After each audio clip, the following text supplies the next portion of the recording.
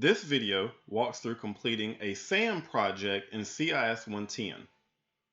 First, you'll want to navigate to the section in your Moodle course that you want to complete and locate the SAM Project 1 and SAM Project 2. We are going to use Word Module 1's SAM Project 1 for this example. So you want to hover your mouse over Word Module 1, SAM Project 1, and click it. Your view will open similar to this one. Again, noting the project file name, the number of submissions allowed, and the number of submissions you have remaining. You always have 5 submissions for every SAM project file in our course. You'll want to begin by clicking the Start button. You will be brought to this start screen. There are again 3 areas that you'll want to note.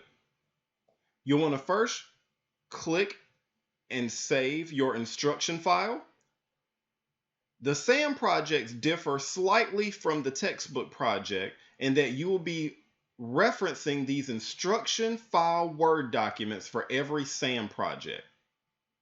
All of your instructions will be located in that file. You'll want to click and save your start file. Again, the start files for the SAM projects differ slightly from the textbook project because once we open it, you'll notice that there are some information already included in our file. Our instruction file walks us through changing and fixing some of the information that's already started in the start file. You'll also want to again save your support files from this section. These are usually pictures, and again, you want to click and save them to your computer.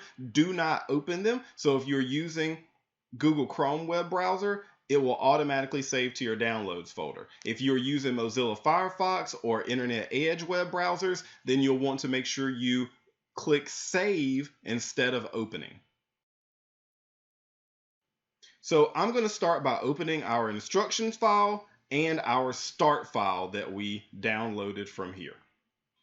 Again, I'm going to split my screen where my instruction file is over here to the left and my start file is over here to the right.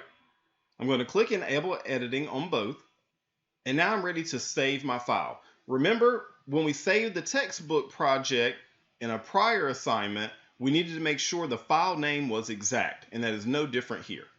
This is easier to save because we are not changing the entire file name. We are only going to File, Save As, and we want to change this 1 at the end of the file name to a 2.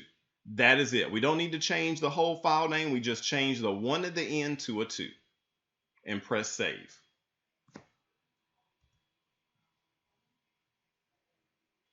Now we're ready to begin with project step number 1.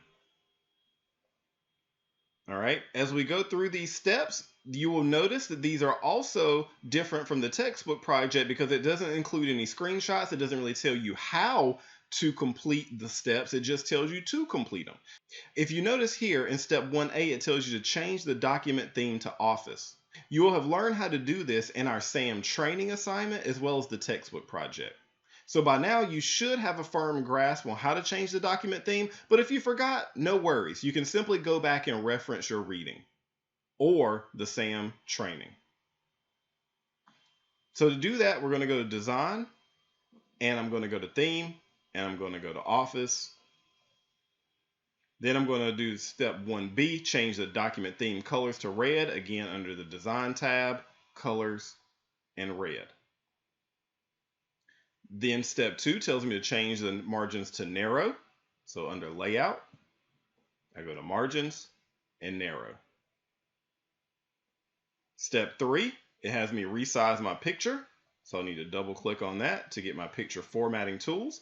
It wants me to make this 2.5 in height, a center shadow rectangle picture style. And again, I can hover my mouse over these until I find the right one. And then it wants me to apply the Glow 5-point brown accent color 6.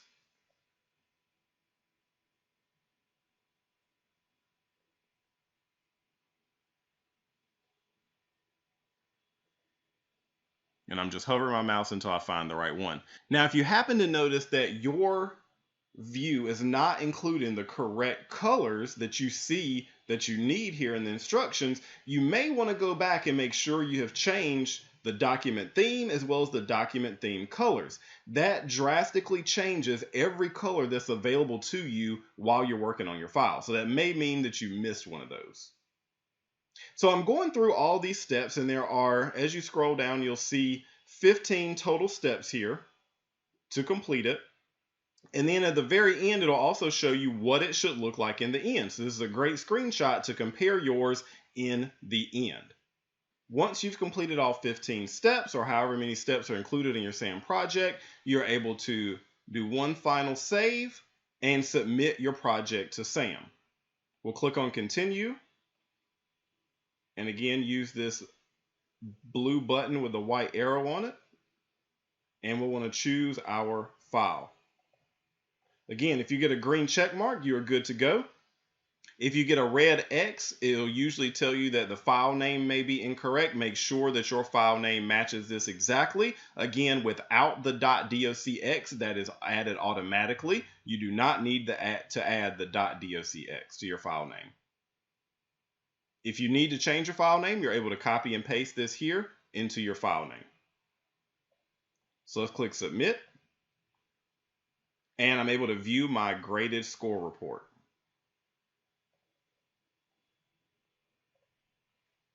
Now, so I would generate an error, you'll notice at the top here that my submission score is a 98 out of 100. I purposefully left this at 3.5 instead of changing it to 2.5. So you'll see here as I scroll down, it says my resizing a picture, it should be 2.5 inches high. If I double click here, mine was on 3.5, and again, I did that intentionally so I could generate an error. So I want to go back and change that to 2.5. You'll want to fix any errors that are noted here in your score report. So you'll notice here every step is included in your score report, and you'll either receive a check mark or an X and how many points that step was worth. Once you've fixed all errors, you'll want to save your document again and resubmit to SAM. So I click on Resubmit, choose my file again, making sure I've saved it to update it, click Submit, and view my new graded summary report. Now you'll see once I fix that error, I have a 100 out of a 100. You're able to continue fixing any errors that you notice in your score report and resubmitting up to that max submission of 5 attempts.